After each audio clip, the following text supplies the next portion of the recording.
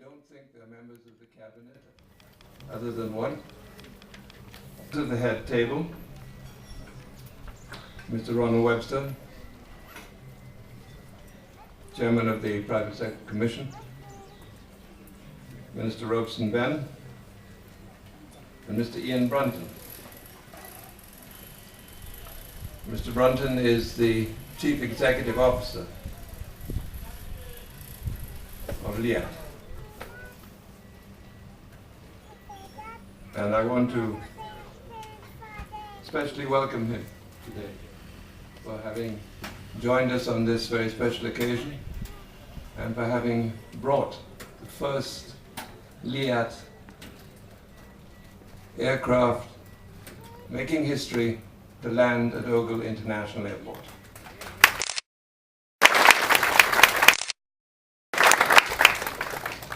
We expect to see hundreds more of them landing here every day.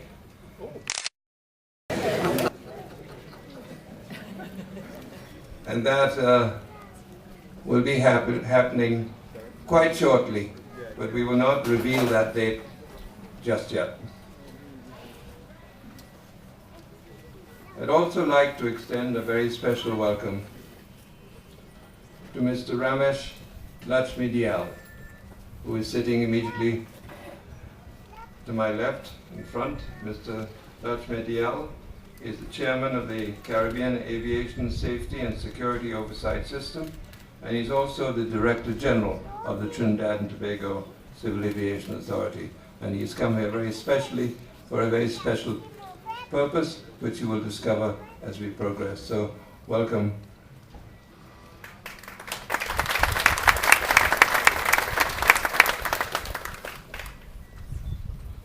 I think it is fitting that as we celebrate Guyana, we're here today to celebrate the certification of Ogle Airport as a regional class airport. The airport can now accommodate turboprop class aircraft, such as the Dash 8, which is sitting right behind you. Also the ATR series, which I believe that LIAT will shortly be turning to. And I understand also that Caribbean Airlines currently fly those aircraft. And of course, we can also accommodate the executive jets, such as the one that the President flew to Roraima Mountain and back in, the Cessna Citation XLS.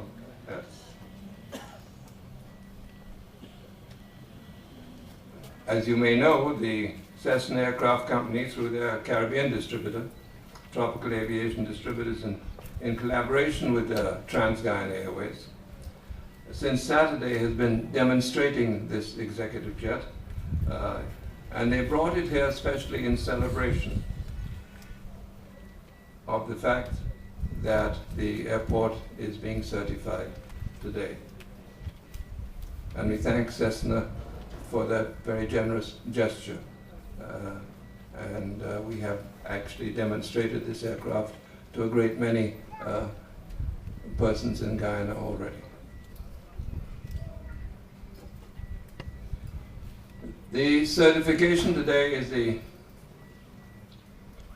culmination of the second phase of a quite remarkable story. I like to think that it represents an act of faith,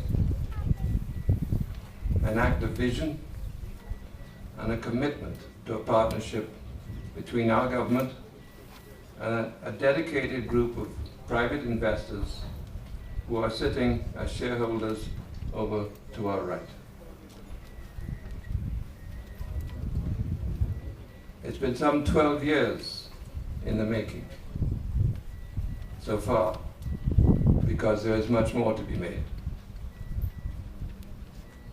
And I believe it is evidence of considerable dedication and perseverance on the part of the shareholders.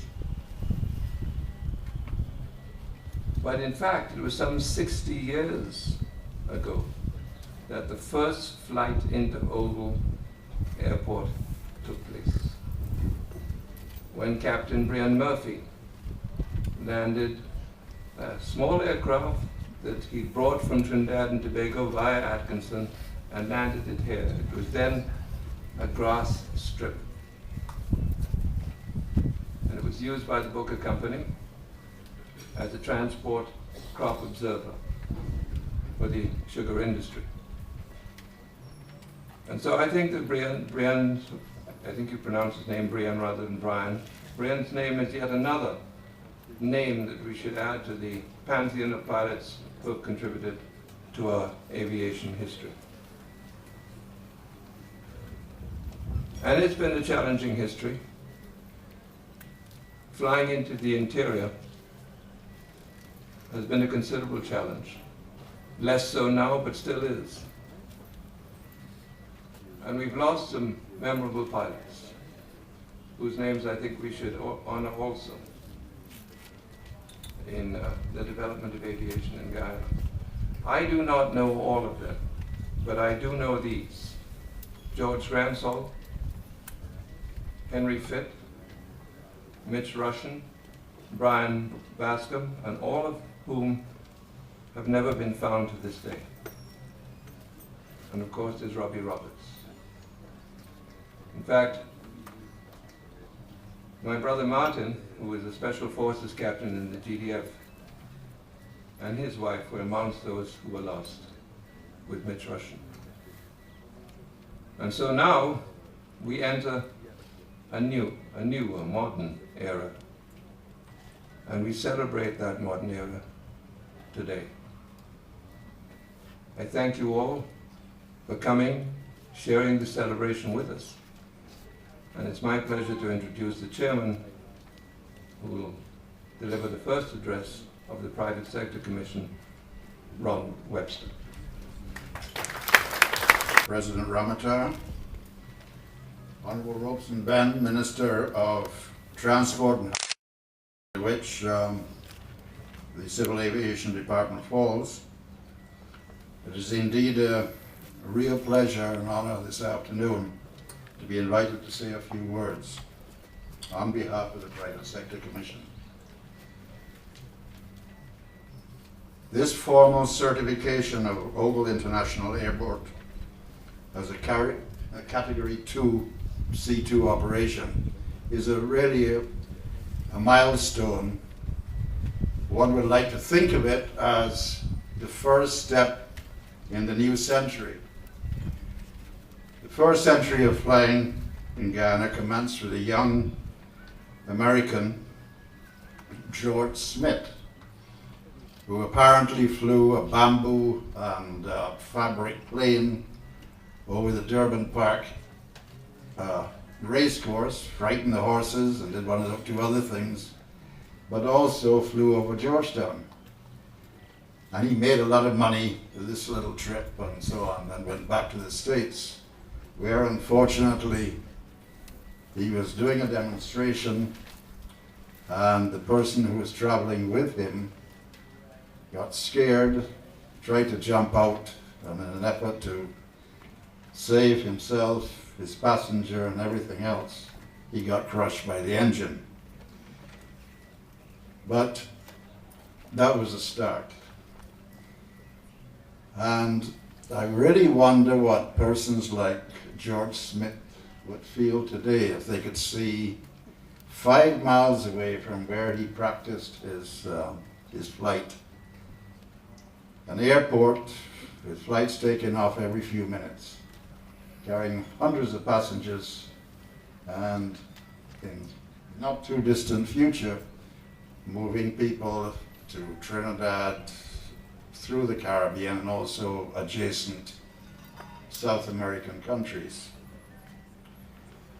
And I wonder if in 100 years' time we could sit on our cloud somewhere and look down and see the many changes that are taking place.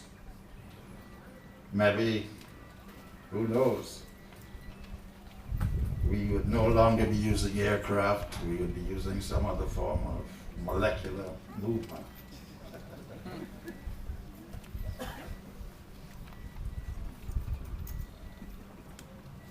This enterprise is a wonderful example of a public-private partnership.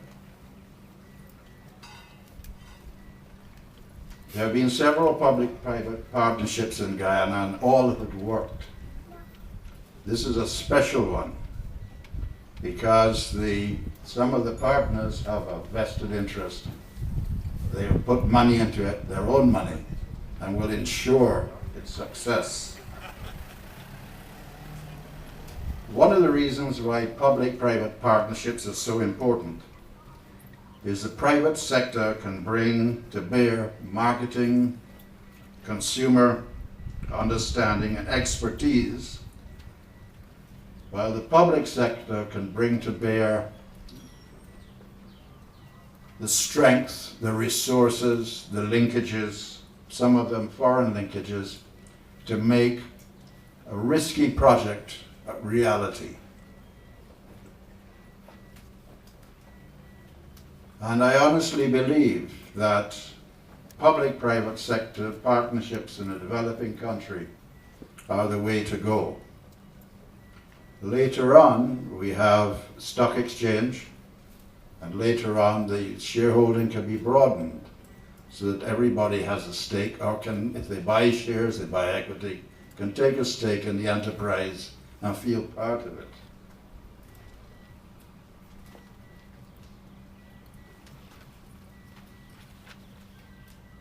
As we move forward,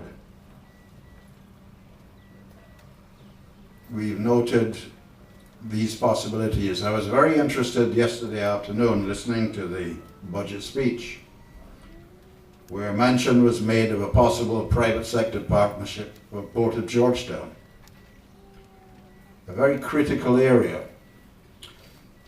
Last week at a function, the annual general function of the Shipping Association, the Honourable Minister who's with us also made mention of the importance of a private sector partnership with the Port of Georgetown. I would like to see that from a private sector standpoint as the next major step, because 85% of our imports and exports go through that port. There is another aspect, a very important aspect of this facility here, this airport, and that is enhancing the competitiveness of the country in its entirety. We sometimes don't quantify our own time, the cost of our own time, especially people who are managing companies. The time spent waiting at an airport, the time spent going up to an airport, overnighting, sometimes in rather uncomfortable conditions, when ideally we could be moving from an airport like this to points within the Caribbean in the morning and returning in the evening. Much more efficient. And I think that is going to be one of the real keys of this particular enterprise. The small jet certainly, if one sets apart the enjoyable feeling of traveling in an executive jet, but base it rationally, it's still a big plus for that purpose. Also, access to Brazil, our huge next door neighbor. The ability to be able to travel from Ogle to Boa Vista and then connect with the Brazilian internal flight systems would be a major advantage. That's a big market for Guyana. Quite recently I had to travel down to southern Brazil, but I had to go via Trinidad, Panama, Sao Paulo, and then through to Campinas, where I was supposed to, where my business arrangements were. That added another 48 hours of radio time wasted. So communication is absolutely essential. And sometimes, the trend is to go video, Skype or whatever, but there are occasions when you have to meet the person face to face. If you're developing a business, if you're developing a market, you've got to beat the pavement. You've got to meet your customers. You've got to understand how they operate, how your product can fit in. And that is all about developing the economy. Another aspect is safety and good maintenance. A few weeks ago, I was given the opportunity of a walk around the airport and visited the maintenance department and the skills training school. I was absolutely amazed at the quality, the certification, and the standards to which they were working. Now, I don't want to spell tales out of school, but I understand there's a further certification that's going to be issued this afternoon. But the thing is that if you're developing a tourist industry,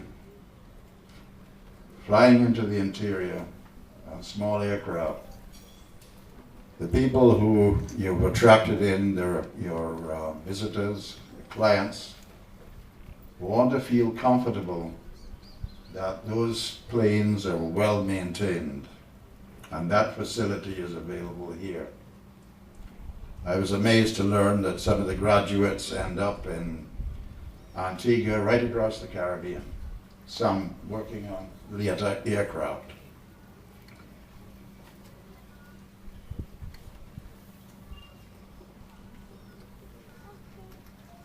I think I've reached the end of my allotted time, but I would like, in closing, to say on behalf of my colleagues in the private sector, we wish the staff, the management, and particularly the board of this facility every success going forward. And we'll be looking on with great interest and also using the facilities. Thank you.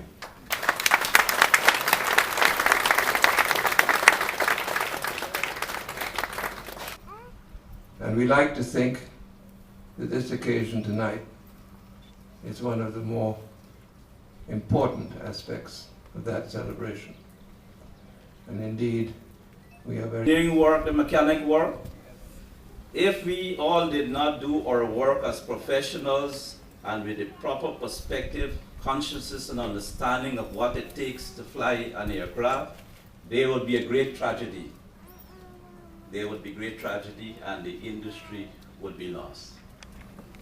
And so there's a great example in this issue of flying that the people here at Ogle or Guyanese aviators or entrepreneurs, all the persons up and down the line with respect to making sure that flying in Guyana is the most efficient, safe and quality-driven transport enterprise that we have in our country.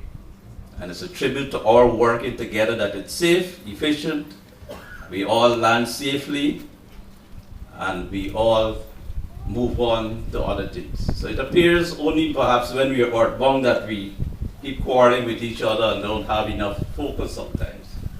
But when it comes to the critical issue of flight, things are different. And so I want us to pay attention to this issue, to pay attention to the example that this effort here, the coming together of this public-private partnership, facilitated by the government of Guyana, facilitated by the European Union, a brainchild too, I'm told, of Mr. Carrington through CARICOM, that all the coming together of all the efforts, the interests have resulted, this has all resulted in this day, in this effort, in this certification, in this enterprise here at Ogle. And I think this is critically important. This is perhaps the most important thing that we have to look at and to take and to pass on the example throughout our industry, our country. Mr. Webster did speak of the issue of garnering monies through the public-private partnership for other transport improvement initiatives. And I would have to say, as a young boy who ran about these fields and peeping through the bushes here when it was indeed just a pasture, that I'm very, very personally pleased at the developments at Ogle. Because we used to fly kites over there and chase birds and bush cook and do all the things that his children do. So I'm personally very pleased, and pleased too as the Minister of Transport to be able to be here today to make these few remarks with respect to the development. We have had just now, over these last days, the examples of the Brazilian aviators doing their demonstrations over Georgetown again, and trialing the Guyanese. We have had their example with respect to the development as one of the leaders of the BRICS in terms of putting and pulling together all the resources, synergizing the efforts, the people in their country with respect to pushing forward development in their country. We would like to see, as was mentioned, from this aerodrome going forward in the next 100 years, regional flights, as was mentioned, between Guyana, Brazil, Venezuela, Suriname. We have the great Guyanese diaspora just nearby in Venezuela, in Puerto Ordaz, over 200,000 souls. In Brazil, I believe many much more, who we can't come properly sometimes. But we'd like to see flights to Belém, Bovista, Manaus, Puerto Ordaz, and all of those places and beyond coming out of this aerodrome. And well, I leave it to the President to make certain other commitments, but I want to say at the level of the ministry and with the GCA that we will do everything that it takes to facilitate the continued development of this opportunity, to make sure too that it continues to serve as the main hub for domestic transportation in support of health, administration, and support our hinterland, and particularly our Amerindian communities, support of forestry and mining and surveys and research, and assuring our sovereignty. Those are the things we want to make sure that Ogle grows from strength to strength, and that it becomes an extraordinary destination for flying in Guyana and for the region as an aerodrome. So with those brief remarks, I want to wish the board and the supporters of the Ogle Airport Inc. with respect to this initiative, and to wish them every success into the next 100 years with our support. I thank you.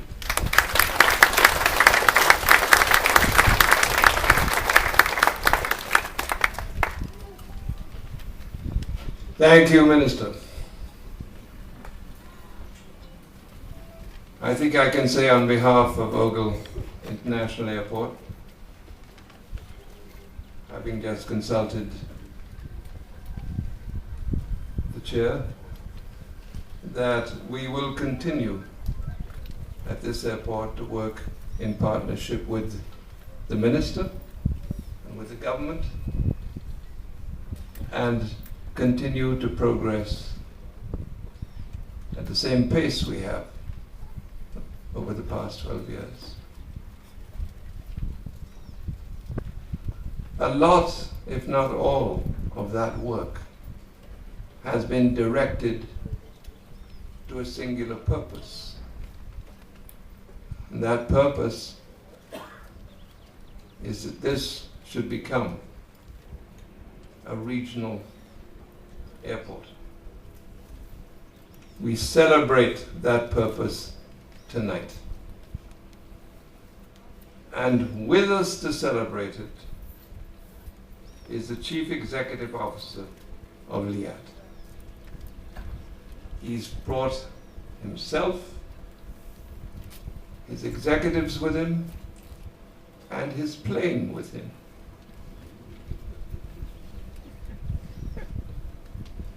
That is the beginning of the fulfillment of this airport's hard work and the fulfillment of the risk that the investors have taken to put their funds and their money and their energy and their dedication into it.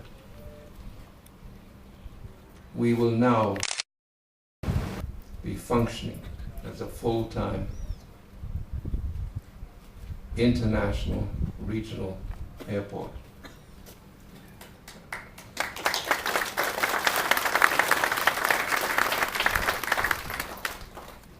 And who better, therefore, to tell us about that beginning, or this new beginning, than Mr. Ian Brunton himself. Ian.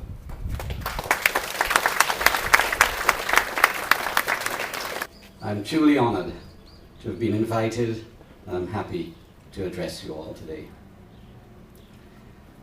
On behalf of the entire Liat family, I would like to take this opportunity. Congratulations. First, to the Guyana Civil Aviation on an achievement of 100 years of aviation during this month. I also pay tribute, as was paid before, to George Schmidt for his daring airmanship 100 years ago. The rich history of aviation in the West Indies is reflected all around us. Ogle is the home of a world-class aviation academy founded by two famous aviation pioneers, Major Arthur Williams and Captain Harmon Henry Went, who were awarded medals by the British government for extensive work in the development of air transport within the colony during the years 1934 to 1947. But also it is a little known fact that West Indians were involved in aerial combat as part of the Royal Flying Corps during the First World War, 1914 to 1918. Not that any of us would remember that, but this happened with participation by West Indians even before the USA ever participated in air warfare. I'm aware that you have activities scheduled throughout the month, but I must say how fitting it is that we're gathered here this afternoon for this occasion, as this country marks this incredible milestone. 100 years of aviation is indeed a significant achievement. Once again, I congratulate you.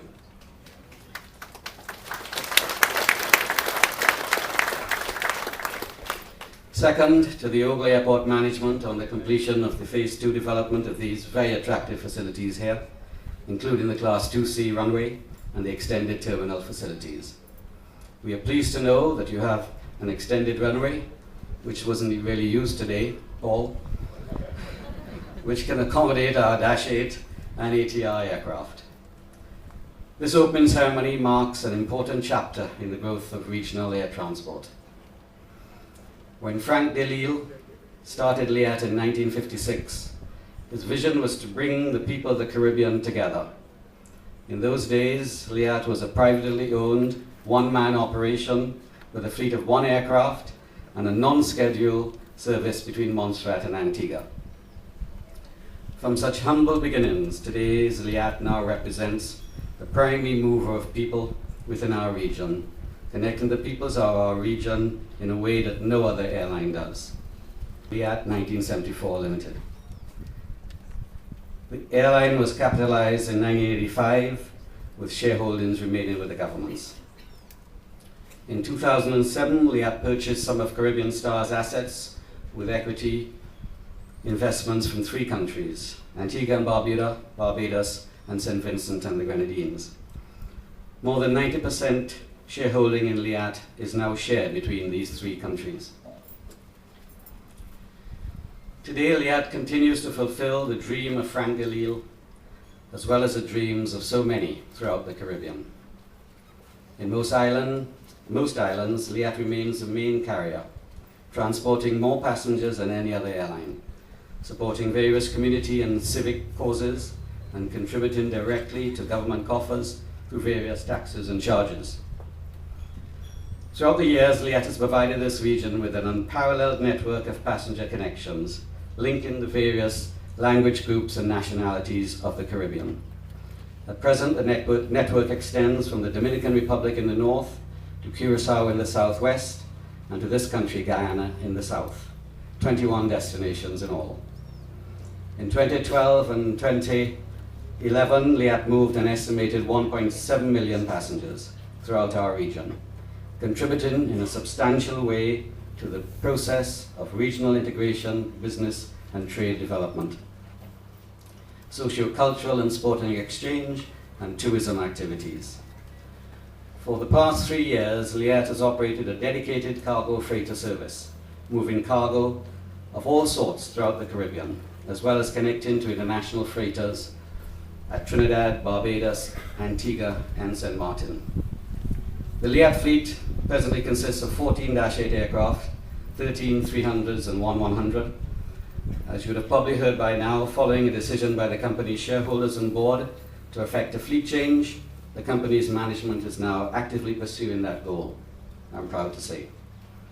The fleet of -8 aircraft will be replaced by 12 ATR 42s and 72s over the next 2 years.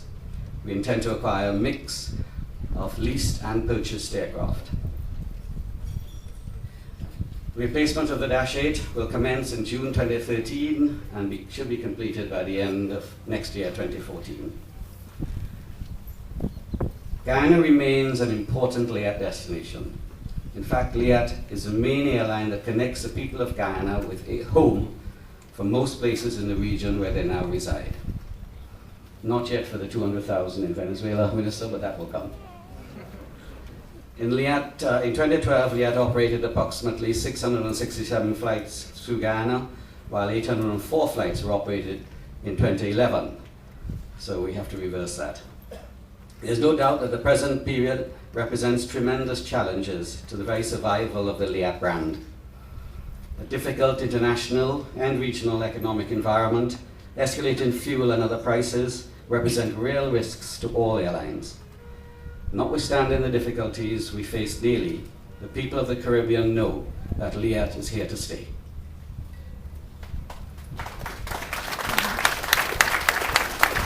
Thank you.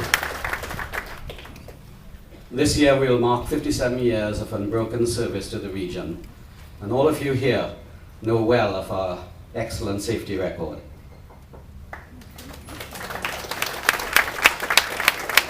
I touch wood and all the aviators here, I'm sure, will do the same.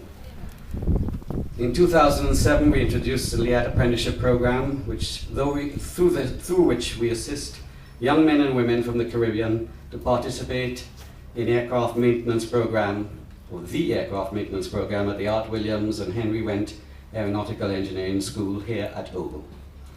The first 6 students have all graduated and in 2011 joined the Liat Engineering and Maintenance Department. The second batch of scholarship students are now well into the program. This initiative is particularly close to my heart since I started my aviation career as a Royal Air Force aircraft apprentice in England in the early 60s.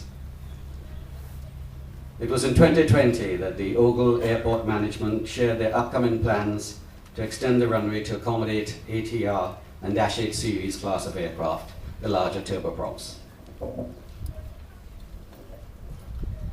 Liat's executive management immediately agreed to review the possibility of beginning service to Ogle as an alternative to J.D. International Airport. It was decided that the closer proximity to Georgetown would give the company a competitive edge. Flying into Ogle would also mean reduced flying time, an average of 10 minutes per flight.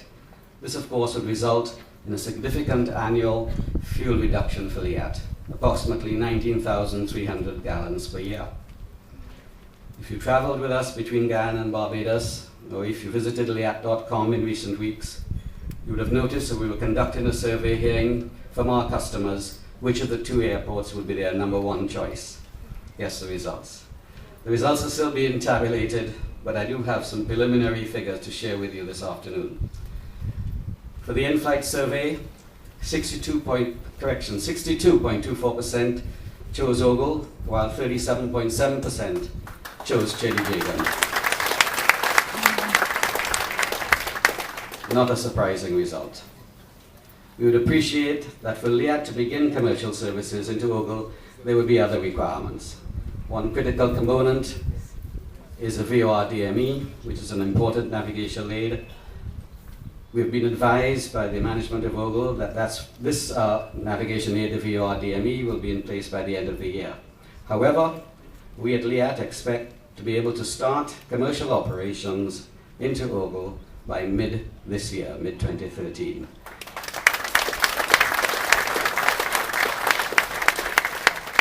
Of course, we have to get through a few regulatory hurdles, but we'll be doing that using our RNAV GPS type approaches, and once we get that done, we should be able to make my deadline.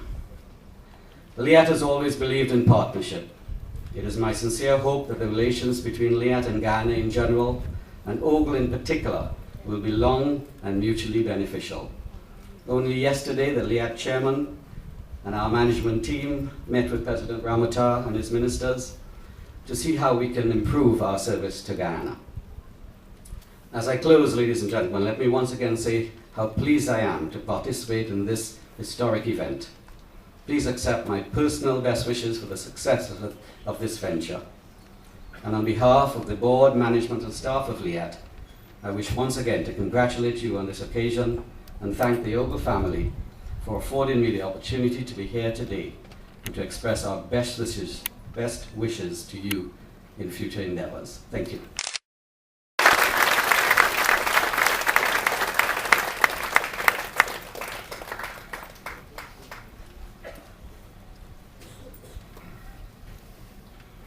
Thank you, Ian.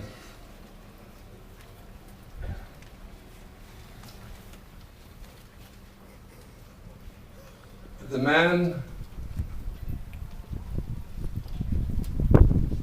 whose vision this airport has been for a very long time, and the man who has driven and led the process along with his fellow shareholders.